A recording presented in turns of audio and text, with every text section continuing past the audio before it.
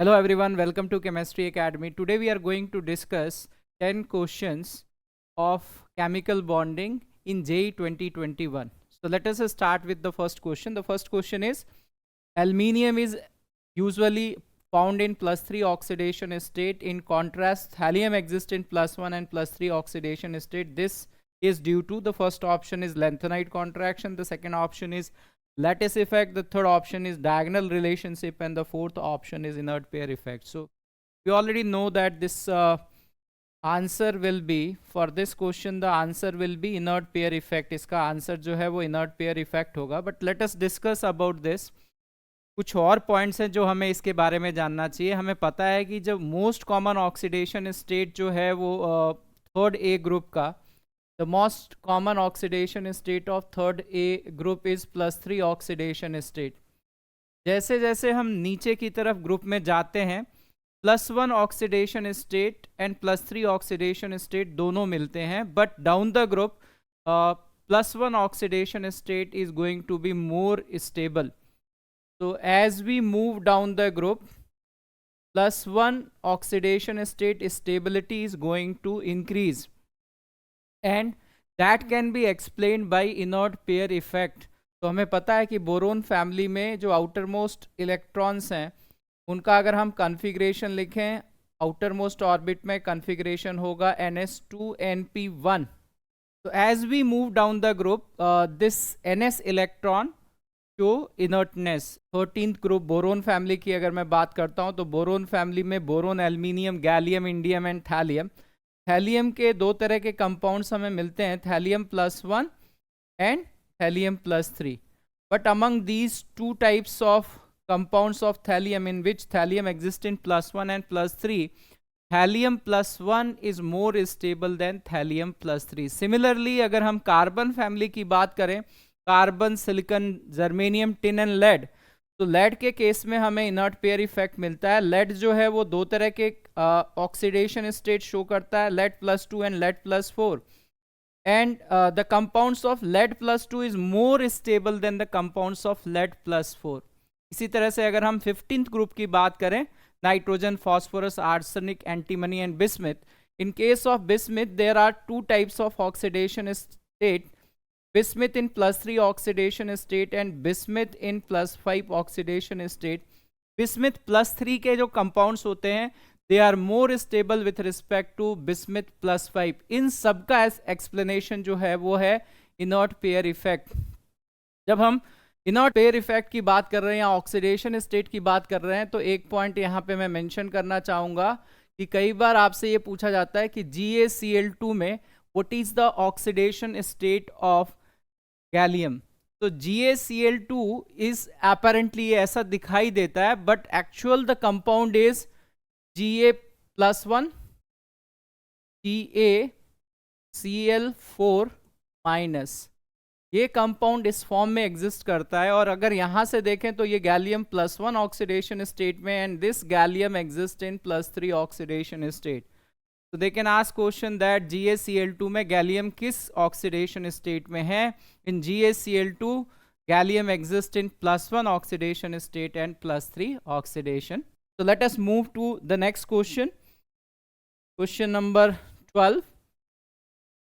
Question number 1 to 10 हम पहले ही केमिकल बॉन्डिंग में डिस्कस कर चुके हैं, and we are discussing a series of questions. तो ये अभी शुरुआत है. हमें जैसे जैसे टाइम मिलता जाएगा हम 2022 के, जैसे ऑर्गेनिक में 2022 के क्वेश्चंस अभी चल रहे हैं, वैसे ही हम सारे पास्ट ईयर के क्वेश्चंस जेईई मेंस के डिस्कस करते जाएंगे, right. So it's going to be a long process. धीरे धीरे हम नंबर ऑफ क्वेश्चंस बढ़ाते जाएंगे जैसे जैसे हमें टाइम मिल रहा है. We are covering the topics, right. So here question number 12.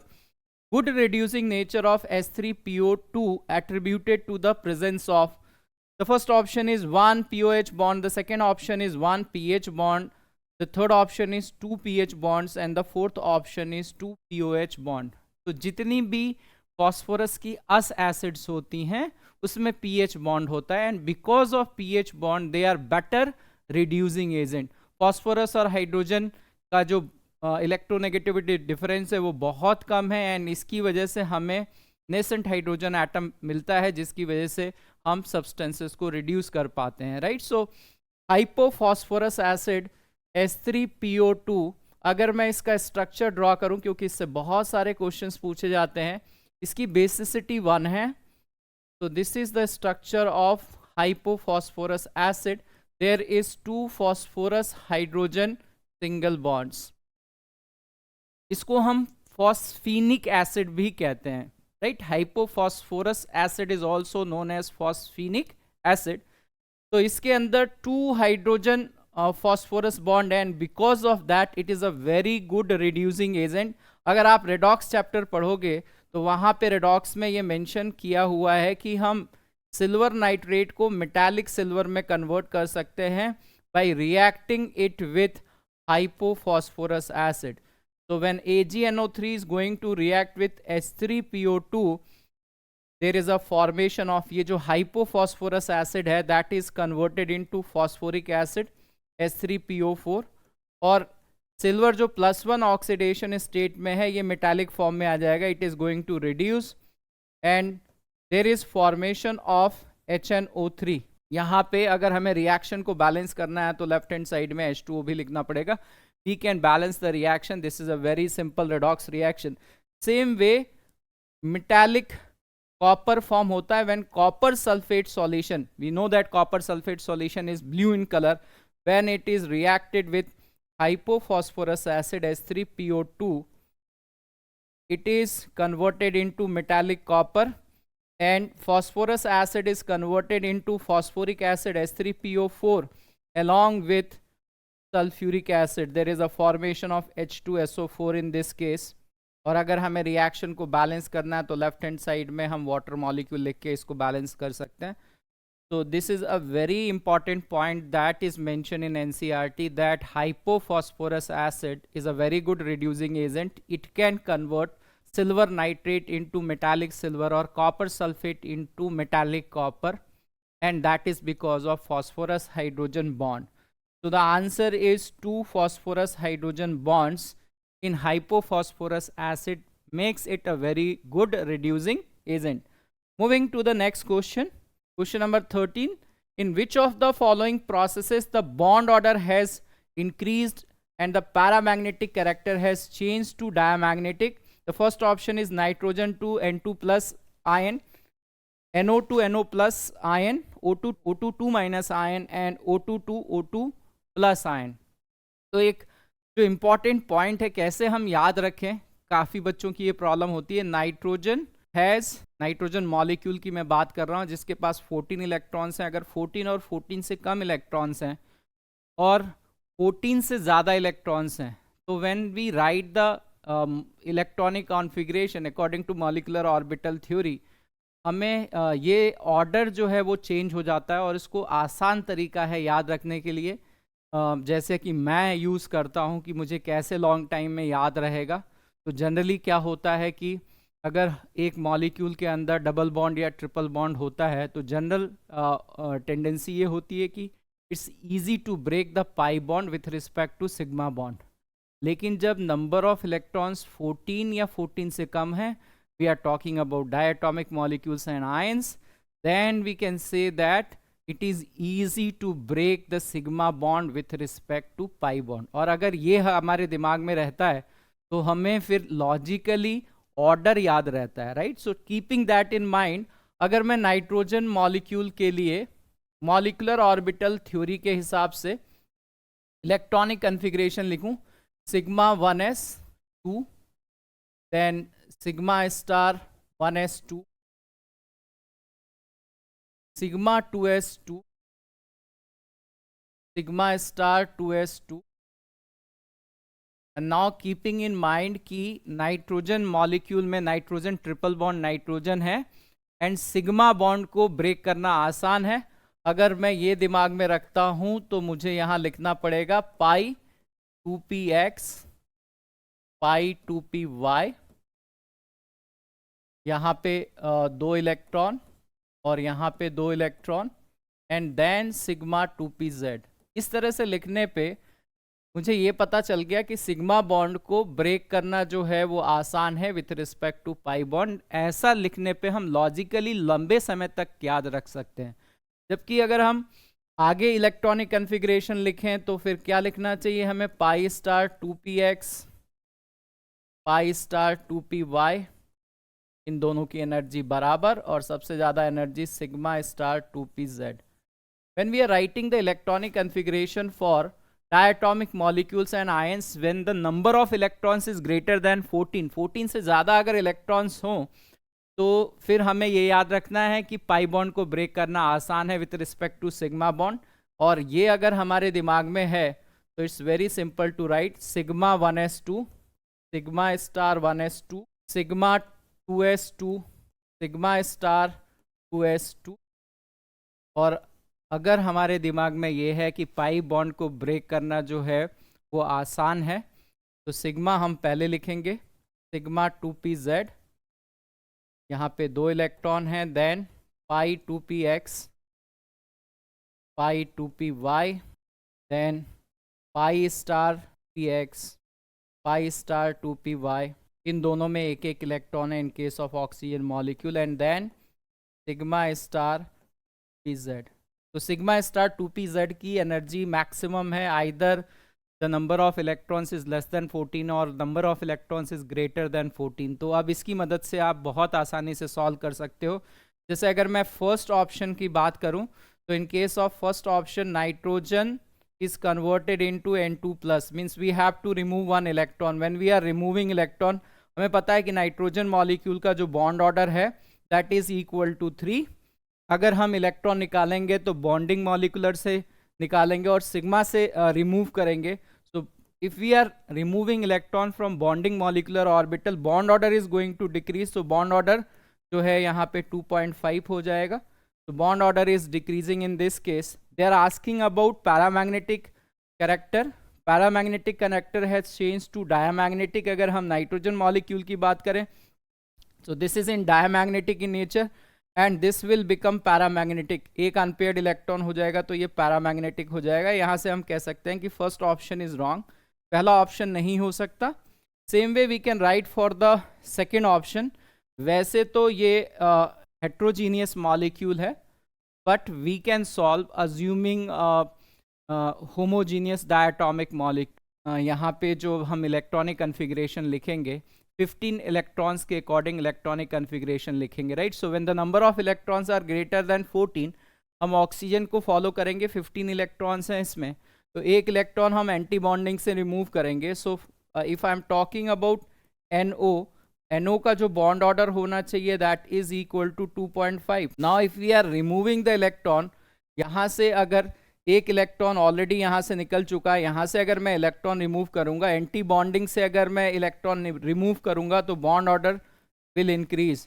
तो अब इसमें 14 इलेक्ट्रॉन्स हो गए और बॉन्ड ऑर्डर की बात करें तो bond order is now 3। And from here we can say that ये जो सब्सटेंस है अगर एक इलेक्ट्रॉन यहाँ पे था unpaired, so this was paramagnetic and this paramagnetic substance now ये वाला इलेक्ट्रॉन रिमूव हो गया, it is converted into diamagnetic substance। so they are asking that the bond order has increased and the paramagnetic character has changed to diamagnetic। तो answer इसका जो है वो second होगा। इसी तरह से अगर हम थर्ड ऑप्शन को डिस्कस करें, इन case of third option when oxygen molecule is converted into O2+ ion, यहाँ पे बॉन्ड ऑर्डर ऑक्सीजन मॉलिक्यूल का 2 है। अगर हम इलेक्ट्रॉन निकालेंगे तो एंटी बॉन्डिंग से निकालेंगे। So in case of O2+ the bond order is equal to 2.5। Bond order की वैल्यू जो होगी वो 2.5 होगी। ऑक्सीजन मॉलिक्यूल पैरामैग्नेटिक है, 2 अनपेयर्ड इलेक्ट्रॉन है और O2+ में एक इलेक्ट्रॉन ऑक्सीजन मॉलिक्यूल से निकल गया तो ये भी पैरामैग्नेटिक होगा। तो from here we know that third will not be the answer. इसी तरह से fourth will not be the answer, right. इसी तरह से अगर हम थर्ड ऑप्शन को डिस्कस करें, so in case of third option O2 is converted into O2-2-, right. तो यहाँ पे अगेन बॉन्ड ऑर्डर की वैल्यू जो है वो 2 है और 2 एक्स्ट्रा इलेक्ट्रॉन एंटी बॉन्डिंग में जाएंगे तो ये जो बॉन्ड ऑर्डर होगा एंटी बॉन्डिंग में 2 इलेक्ट्रॉन बढ़े हैं, बॉन्ड ऑर्डर विल बी 1। तो now it is acting like a fluorine molecule. ये जो सब्सटेंस है वो पैरामैग्नेटिक है and now if two electrons are going to anti-bonding, this is going to become diamagnetic, right? So from here we can say that the third option is also wrong. So the answer for this question will be 2. But आपको इस question के through मैं यही बताना चाहता हूँ कि long term में आप कैसे याद रखोगे इस ऑर्डर को. तो all of you know that generally sigma और पाई में पाई बॉन्ड को ब्रेक करना आसान होता है, राइट? बट डायटोमिक मॉलिक्यूल्स में when the number of electrons are less than equal to 14 will say that it is easy to break the sigma bond with respect to pi bond. अगर हमें ये दिमाग में रहेगा तो सिग्मा बाद में आएगा और पाई पहले आएगा, तो हम इस ऑर्डर को आसानी से लॉजिकल वे में याद कर सकते हैं. आइए नेक्स्ट क्वेश्चन पे चलते हैं. Question number 14. The number of 2-centered 2 electron and 3-centered 3 electron bonds in B2H6 respectively are. B2H6 molecule का हमें स्ट्रक्चर पता है. It has banana bonding. तो बोरोन एटम्स 2 हैं और बोरोन जो है अगर फर्स्ट एक्साइटेड स्टेट में होगा तो इसके आउटर मोस्ट में 3 अनपेयर्ड इलेक्ट्रॉन होंगे. तो those 3 unpaired electrons are there in boron. तो यहाँ पे जो बॉन्ड बना रहा है बोरोन एटम वो अपने एक्साइटेड स्टेट में बना रहा है. So here there are 3 unpaired electrons of boron. इसी तरह से इस बोरोन के लिए भी हम कह सकते हैं कि बोरोन के ये 3 अनपेयर्ड इलेक्ट्रॉन हैं. तो 2 जो हैं वो 2 सेंटर्ड 2 इलेक्ट्रॉन बॉन्ड में यहाँ पार्टिसिपेट कर रहे हैं और यहाँ 2 सेंटर्ड 2 इलेक्ट्रॉन बॉन्ड फॉर्म हो रहा है. So we can say that the 2 centred 2 electron bond in the whole molecule is equal to 4. और अगर हम 3 सेंटर 2 इलेक्ट्रॉन, क्योंकि यहाँ पे हाइड्रोजन एटम है जिसका 1 इलेक्ट्रॉन है, तो 3 न्यूक्लियस हैं और 2 इलेक्ट्रॉन है. सो 3 centre 2 electron bond. So we know that 3-centered 2-electron bond this case is equal to 2. इससे ये भी क्वेश्चन पूछा जाता है जो कि केमिकल बॉन्डिंग में दे रखा है B2H6 मॉलिक्यूल के लिए कि ये जो बोरोन है इसका हाइब्रिडाइजेशन क्या है. The hybridisation of boron is sp3. तो बोरोन का अगर sp3 हाइब्रिडाइजेशन है मतलब बोरोन के पास 4 sp3 हाइब्रिडाइज ऑर्बिटल्स हैं. तो 4 में से जो 3 हाइब्रिडाइज ऑर्बिटल्स हैं sp3 हाइब्रिडाइज ऑर्बिटल्स हैं बोरोन के, उसमें एक एक इलेक्ट्रॉन है, हाफ फील्ड है, और एक जो sp3 हाइब्रिडाइज ऑर्बिटल है वो वैकेंट है. तो यहाँ जो ओवरलैपिंग हो रही है बनाना बॉन्ड में, इस बनाना बॉन्ड में एक बोरोन एटम का vacant sp3 hybridise orbital participate कर रहा है. यहाँ पे हम कह सकते हैं इस स्ट्रक्चर से ये जो sp3 हाइब्रिडाइज ऑर्बिटल है ये वैकेंट है, यहाँ पे ये हाफ फील्ड है.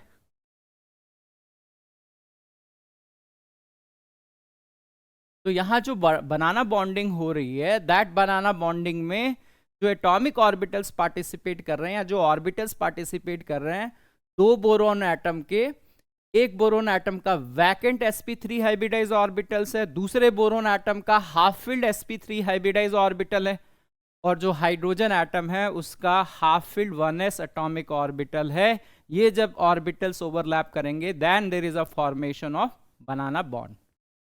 So this is about B2H6. Let us move to the next question. Question number 15. The carbon-carbon bond length is maximum in graphite, C70 diamond and C60. So we know that C60 is known as Buckminster fullerene और ये C70 भी fullerene type of fullerene है. And we know that fullerene जो है वो molecular solid है. There is a weak van der Waals force of attraction between one football and other football. So it is a molecular solid. Graphite की अगर हम बात करें तो ग्रेफाइट का स्ट्रक्चर ये है जिसमें एक कार्बन एटम 3 कार्बन एटम से अटैच्ड है, and carbon is sp2 hybridised, and benzene की तरह ही इसमें जो पाई इलेक्ट्रॉन क्लाउड है दैट इज डीलोकलाइज्ड.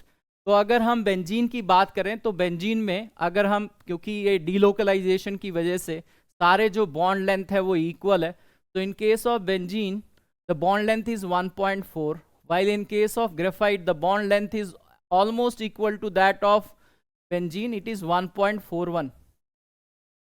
राइट। तो ग्रेफाइट के केस में जो बॉन्ड लेंथ है वो 1.41 एंगस्ट्रॉम है, राइट। इसी को अगर मैं पिकोमीटर में लिखूंगा तो ये हो जाएगा 141 picometre. This is the carbon carbon distance, carbon carbon distance in case of graphite is 1.41 angstrom.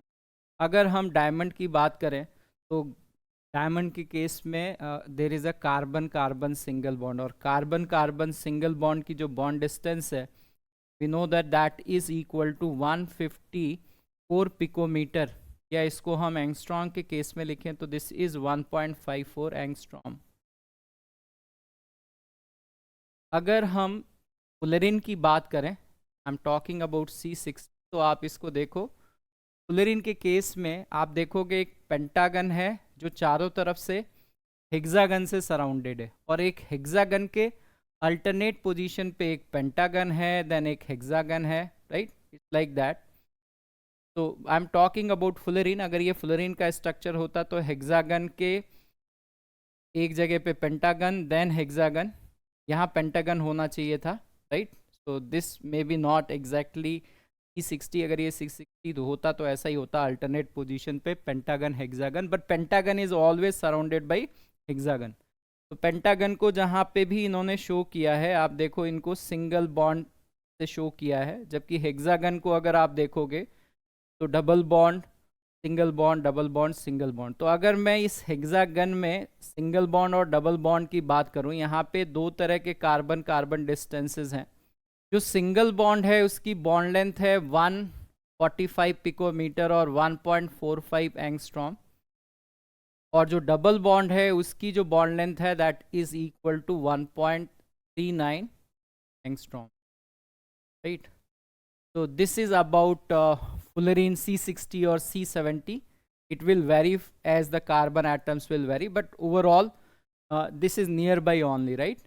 तो अभी इसमें ये पूछा जा रहा है कि कार्बन कार्बन बॉन्ड लेंथ सबसे ज़्यादा किस में होगी। ये बहुत ही आसान था क्योंकि हमें पता है कि carbon carbon single bond, carbon carbon bond length they are asking, जिसमें सिंगल बॉन्ड होगा उसमें बॉन्ड लेंथ सबसे ज़्यादा होगी। डायमंड में केवल सिंगल बॉन्ड है, बाकी केसेस में सिंगल बॉन्ड भी है और डबल बॉन्ड भी है। लेकिन ये आपसे ये भी पूछा जा सकता है कि ग्रेफाइट और फुलेरिन में बॉन्ड लेंथ, राइट। तो फुलेरिन में दोनों तरह के बॉन्ड है, right. You can say that the bond length of carbon carbon in case of graphite is lying between the bond length of the two types of bond length in case of fullerene, right? ये 1.41 है, ये 1.45 and 1.39, तो ये दोनों तरह की bond length के बीच में एग्जिस्ट करता है, right. So be careful about if they are asking about fullerene and all. ये एग्जैक्टली C60 नहीं है। अगर C60 होगा, अगर फुलेरिन होगा, मैं आपको एक बार स्ट्रक्चर दिखा देता हूँ फुलेरिन का। ये देखिए, ये है एक्चुअल स्ट्रक्चर बकमिनिस्टर फुलेरिन C6। तो आप इसमें अगर पेंटागन देखेंगे, दिस इज द पेंटागन, तो ये पेंटागन के चारों तरफ जो है वो हेक्सागन है। This pentagon is surrounded by hexagon from all the side, but if I take any hexagon, taking this hexagon, तो ये हो गया pentagon, then hexagon, then pentagon, then again hexagon, then pentagon and hexagon. तो अब मैं अभी आपसे बात कर रहा था कि अगर ये बकमिनिस्टर फुलेरिन होता एग्जैक्टली, तो जो हेक्सागन है उसके अल्टरनेट पोजीशन पे पेंटागन और हेक्सागन होते, बट सारे पेंटागन जो हैं वो चारों तरफ से हेक्सागन से सराउंडेड होते। और ये जितने भी फुलेरिन्स हैं उसमें the number of 5 member rings are fix, वो हैं 12। 6 मेंबर रिंग्स जो हैं वो वेरी करेंगी as the number of carbon atoms are going to change, right. जैसे जैसे कार्बन एटम्स चेंज होंगे 6 मेंबर रिंग्स जो हैं वो चेंज होंगी, but 5 member rings are fix, that is equal to 12। So for this the answer should be 3. इसका answer 3 होना चाहिए। आगे बढ़ते हैं। Question number 16, the correct sequence of thermal stability of the following carbonates is. So if we talk about the carbonates of alkaline earth metals, as we move down the group, the thermal stability is going to increase. ये आप देख सकते हैं temperature कि beryllium carbonate में covalent character ज़्यादा होता है, बिकॉज बेरिलियम 2+ में चार्ज डेंसिटी ज़्यादा है, कार्बोनेट आयन बहुत बड़ा है, तो पोलराइजिंग पावर जो है बेरिलियम 2+ आयन की इन सारे 2+ आयन से ज़्यादा है, and because of that it has covalent character और इसकी थर्मल स्टेबिलिटी सबसे कम है.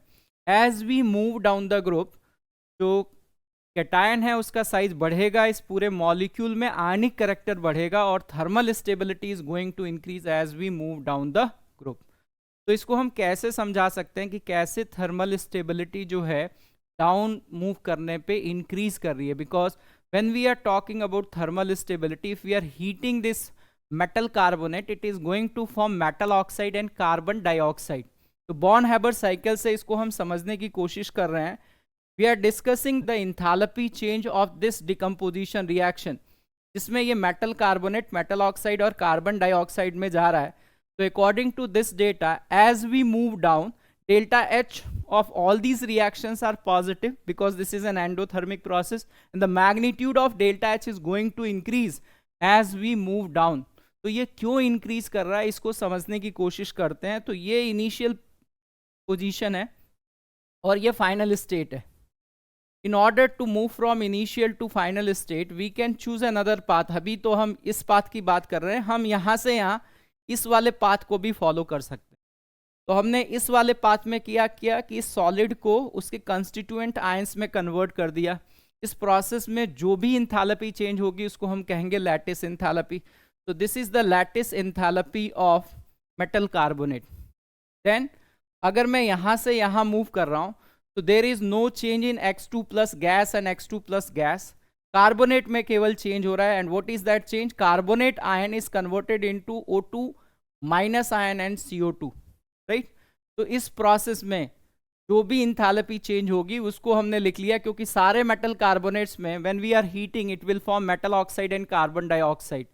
तो ये सब में कॉमन होगा. This change is common whatever the change, either it is positive और negative, but the value of delta H is common for all the carbonates. तो डिफरेंस किसकी वजह से आएगा? डिफरेंस जो है वो इसकी वजह से आएगा और इसकी वजह से आएगा, राइट. मेटल ऑक्साइड को अगर हम उसके कंस्टिट्यूएंट आयंस में कन्वर्ट करेंगे तो metal 2 plus ion and oxide ion, right.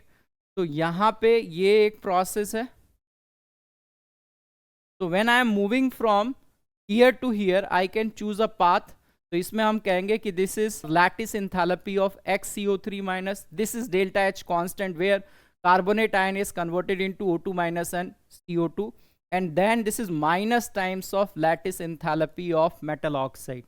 तो इस पूरे प्रोसेस का अगर मैं डेल्टा H की बात करूं तो delta H for the whole process can be written in this form. इस फॉर्म में हम लिख सकते हैं.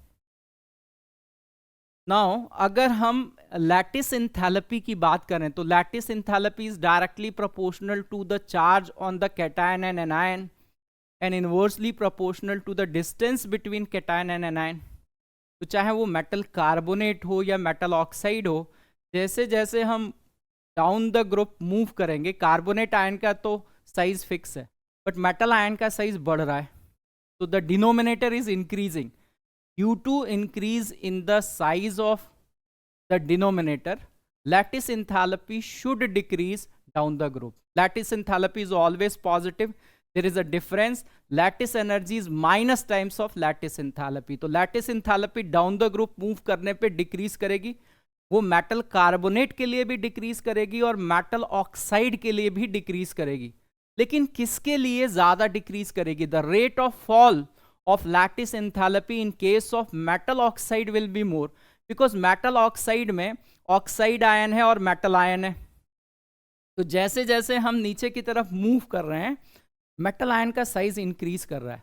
तो the change in the distance between the metal ion and oxide ion, the percent change in the distance between the metal ion and oxide ion is increasing. अगर मैं metal carbonate की बात करता हूं तो कार्बोनेट आयन का size बड़ा है और मेटल आयन का साइज नीचे आने पे इंक्रीज कर रहा है, but already this is a big number. So the percentage change in the size of metal carbonate is less with respect to metal oxide as we move down the group. तो हम ये कह सकते हैं कि the lattice enthalpy for metal oxide is decreasing more faster than the lattice enthalpy of metal carbonate. And from there we can explain, वहां से हम एक्सप्लेन कर सकते हैं कि ये पूरी जो वैल्यू होने वाली है, ये वाली वैल्यू पॉजिटिव होने वाली है, because we are breaking something, तो we are giving energy. right? So metal carbonate is converted into metal oxide plus carbon dioxide, but that is a sum of three things. उसमें से ये तो common है, इन दोनों के डिफरेंस की वजह से ये वैल्यू चेंज होगी, और ये जो डिफरेंस है ये दोनों डिक्रीज कर रहे हैं, लेकिन ये जो डिक्रीमेंट है this is slow and this is fast. तो ओवरऑल हम ये कह सकते हैं कि जैसे जैसे हम नीचे की तरफ मूव करेंगे the value of delta H is going to be more and more positive, and in this way we can explain that the thermal stability of metal carbonates are going to increase down the group. इसी तरह से हम metal nitrates को भी explain कर सकते हैं. इस पे एक बहुत अच्छा assertion reason का question बन सकता है. Statement 1, the thermal stability of alkaline earth metals carbonate increases down the group. This is a true statement. ये सही statement है. स्टेटमेंट 2 है the lattice enthalpy of both carbonates and oxides of alkaline earth metals will decrease down the group, but the fall in the lattice enthalpy of the oxides are faster than that of carbonate 1. तो second statement भी सही है, and second statement is the correct explanation of the first statement. तो आजकल JEE में इसमें assertion reasoning के questions आते हैं, तो इसका आंसर क्या होना चाहिए कि first statement is correct, second statement is correct, and the second statement is correct is explanation of the first. So I hope आपको ये बात समझ में आई होगी. आगे बढ़ते हैं.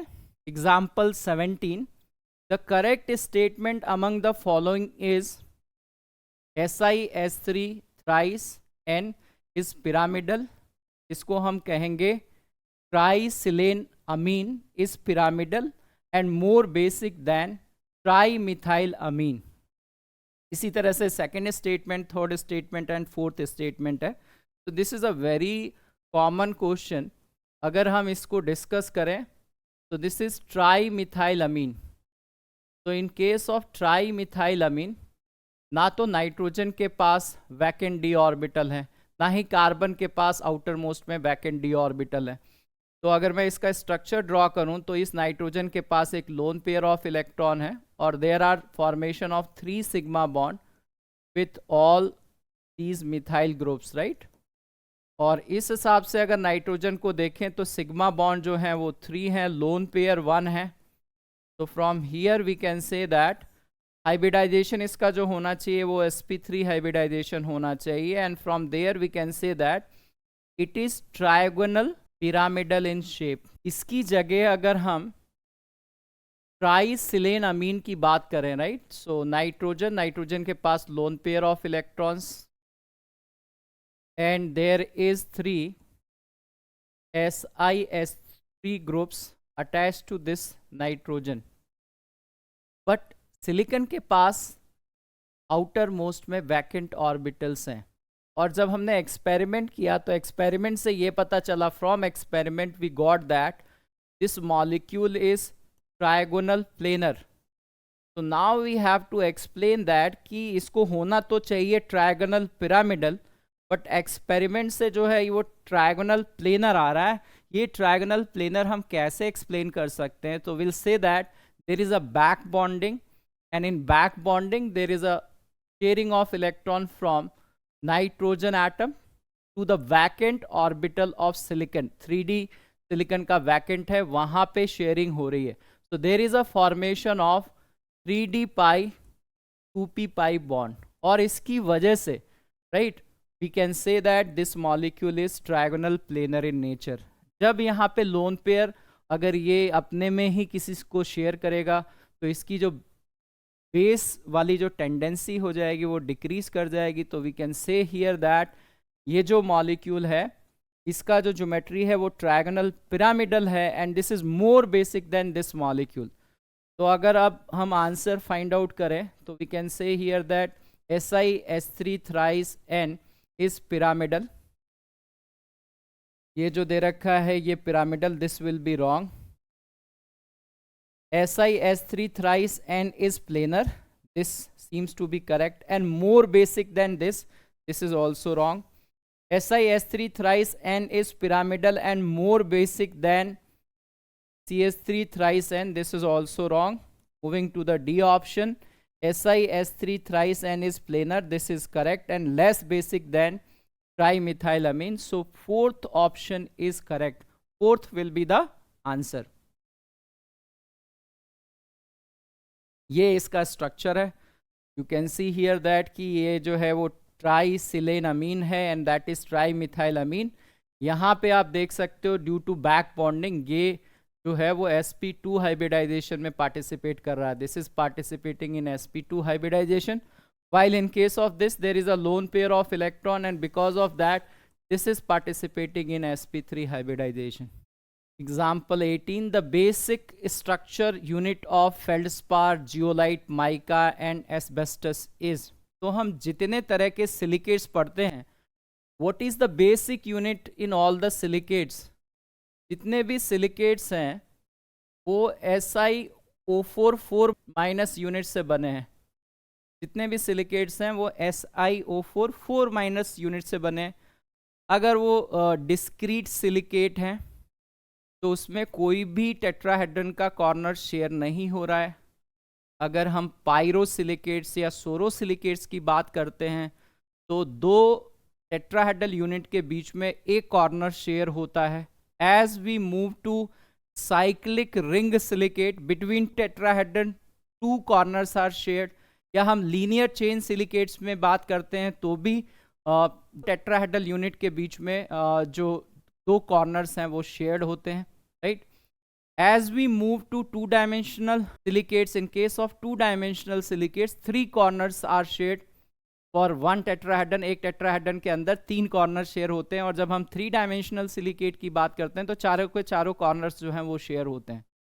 तो यहाँ पे अगर आप देखें तो फेल्डस्पार जो है वो किस तरह का और जियोलाइट किस तरह का सिलिकेट है. When we are discussing about feldspar and zeolite, feldspar और जियोलाइट जो हैं वो 3-dimensional सिलिकेट्स हैं, while mica and asbestos they are 2-dimensional silicate. ठीक है, तो सारे जितने भी तरह के सिलिकेट्स हैं उसमें जो बेसिक यूनिट है दैट इज SiO4 4 माइनस. कुछ बच्चे जो हैं वो कंफ्यूज होंगे. ये जो SiO3 2 माइनस है ये this is for cyclic ring silicate और साइक्लिक सिलिकेट, और this is also for linear chain silicate. Linear chain silicate में भी ये यूनिट है, बट बेसिक यूनिट क्योंकि यहाँ पे कोई एक पर्टिकुलर टाइप नहीं है. यहाँ पे ये जो 2 हैं वो 3-dimensional है और ये जो 2 हैं वो 2-dimensional है, right. These are sheet silicates and these are 3-dimensional silicates. तो बेसिक यूनिट सारे सिलिकेट्स की कौन सी होगी? SiO4 4 minus. तो answer will be 3. Moving to the next one. ये थोड़ी इंफॉर्मेशन थी कि अगर एक टेट्राहेड्रल यूनिट में कोई भी कॉर्नर शेड नहीं होता तो उसको हम नीजो सिलिकेट्स और डिस्क्रीट सिलिकेट्स कहते हैं. अगर एक कॉर्नर शेड हो गया बिटवीन 2 टेट्राहेड्रल यूनिट तो उसको हम पायरोसिलिकेट या सोरोसिलिकेट कहते हैं. 2 कॉर्नर्स अगर शेड हो गया तो उसको रिंग सिलिकेट या साइक्लिक सिलिकेट कहते हैं, राइट. इसमें लीनियर चेन सिलिकेट और डबल चेन सिलिकेट्स भी आते हैं. 3 corners are shared then it is known as 2-dimensional silicates. 2-dimensional silicates के एग्जाम्पल है mica, asbestos, talcum powder, kaolinite. These are examples of 2-dimensional silicate. All 4 corners of a tetrahedral unit are shared then it is known as 3-dimensional silicate. Zeolite or feldspar they are examples of 3-dimensional silicate. और आपको ये भी पता होना चाहिए कि zeolite का जो स्ट्रक्चर होता है वो ट्रंकेटेड ऑक्ट्राहेड्रल स्ट्रक्चर होता है. ट्रंकेटेड ऑक्ट्राहेड्रन के बारे में जेईई एडवांस में सवाल पूछा जा चुका है. तो it is an example of 3-dimensional silicate. It is a zeolite truncated octahedron. Question number 19. The number of pentagons in C60 and trigons means triangles in white phosphorus respectively are.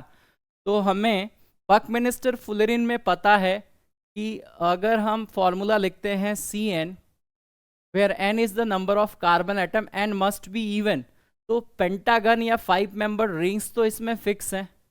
We are talking about pentagons. जितने भी fullerenes हैं उसमें pentagon जो है वो 12 है. लेकिन जो 6 membered रिंग्स हैं C6 रिंग्स, इनकी वैल्यू चेंज होती है depending upon the number of carbon atom. General formula है number of carbon atom in fullerene divided by 2 -10. तो इस तरह से अगर हम ये निकालें कि इसमें फुलरिन में टोटल रिंग्स कितनी होनी चाहिए, total rings in case of fullerene is equal to n by 2 + 2। Total rings इतनी होंगी जिसमें 5 मेंबर और 6 मेंबर रिंग होंगी। तो पेंटागन पूछा गया है, तो पेंटागन तो इसमें 12 होंगे, राइट। तो 12 फर्स्ट ऑप्शन में भी है और थर्ड ऑप्शन में भी है। अब अगर हम वाइट फॉस्फोरस की बात करते हैं तो वाइट फॉस्फोरस का स्ट्रक्चर हमें पता है, it is a discrete molecule, P4 molecule. और इसमें हमें पता है कि जो बॉन्ड एंगल है वो 60 डिग्री है, PPP बॉन्ड का bond angle 60 degree, and because of that there is a strain, and because of the strain this is very reactive in nature. And white phosphorus is insoluble in water, it is soluble in organic solvent, it is soluble in benzene, right। तो organic solvent में ये soluble है। यहाँ पे अगर हम triangle गिने तो बेस में एक ट्रायंगल है और 3 ट्रायंगल जो है वो एक पिरामिड बना रहे हैं, राइट। तो we can say that the number of triangles is equal to 4। इसमें जो है वो 4 ट्रायंगल्स हैं। From there we can say that third will be the answer for this question. Moving to question number 20, the ion that has sp3d2 hybridization for the central atom is, ये जितने भी ions दे रखे हैं ये inter halogen compounds के ions हैं, inter halide ions हैं, right. तो हम इसके अभी तो इसमें केवल हाइब्रिडाइजेशन पूछा गया है, but will discuss the geometry also for this. तो एक बार हम एक एक करके इनके बारे में डिस्कस करते हैं। पहला जो एग्जाम्पल है, in the first case the central atom will be iodine. तो अगर हम ये निकालें कि what is the number of hybrid orbitals, number of hybrid orbitals is valence electrons of the central atom. Central atom जो है वो लीस्ट इलेक्ट्रोनेगेटिव होता है, आयोडीन है, आयोडीन के आउटर मोस्ट में 7 इलेक्ट्रॉन्स हैं। 2 मोनोवेलेंट एटम्स क्लोरीन इससे अटैच्ड हैं और इस पूरे आयन के ऊपर एक नेगेटिव चार्ज है, एक एक्स्ट्रा इलेक्ट्रॉन है, divided by 2। From here we are getting that number of hybrid orbitals is equal to 5। If number of hybrid orbitals is equal to 5, hybridization will be sp3d। इस sp3d hybridization में अगर आप bond pair की बात करें तो यहाँ bond pair 2 हैं। इस सेंट्रल एटम से लगे हुए 2 surrounding atom bond pair 2 sigma bond बनाएंगे, तो बॉन्ड पेयर 2 है।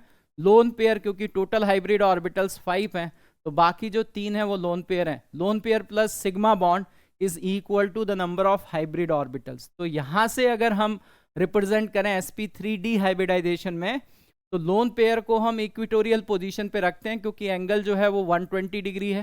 तो ये 3 लोन पेयर जो है वो इक्वेटोरियल पोजीशन पे होंगे और एक्सियल पोजीशन पे ये 2 बॉन्ड पेयर होंगे। तो सेंटर में जो है वो आयोडीन एटम होगा और यहाँ पे 2 क्लोरीन एटम होंगे, एक क्लोरीन एटम यहाँ और एक क्लोरीन एटम यहाँ। इस पूरे के ऊपर जो है वो नेगेटिव चार्ज है। तो this is a linear molecule. Second example अगर हम डिस्कस करें, सेकेंड एग्जाम्पल में IF6 माइनस, अगर मैं ये कैलकुलेट करता हूँ कि what is the number of hybrid orbitals, तो हाइब्रिड ऑर्बिटल्स इसमें सेंट्रल एटम के आउटर मोस्ट में 7 electrons, monovalent atom 6, 1 negative charge, divided by 2। तो from here we are getting that the number of hybrid orbitals are 7। अगर hybrid orbital 7 है तो hybridisation होना चाहिए sp3d3।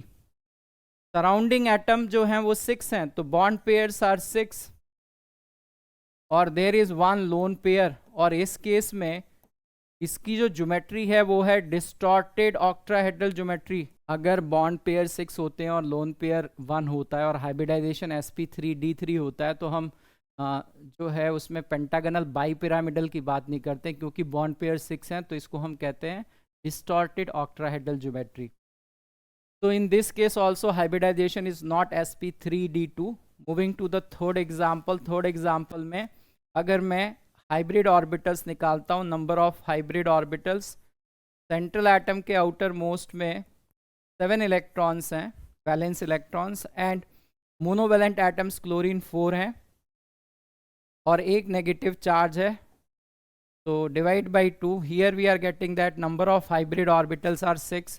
तो यहाँ पे हाइब्रिडाइजेशन जो होगा वो sp3d2 होगा। इस क्वेश्चन में तो अभी हाइब्रिडाइजेशन ही पूछा गया है, तो it's very easy to answer that, answer will be 3, but they can also ask about the shape of the molecules. so we can see here that bond pairs are 4 और इसमें जो लोन पेयर्स हैं they are 2।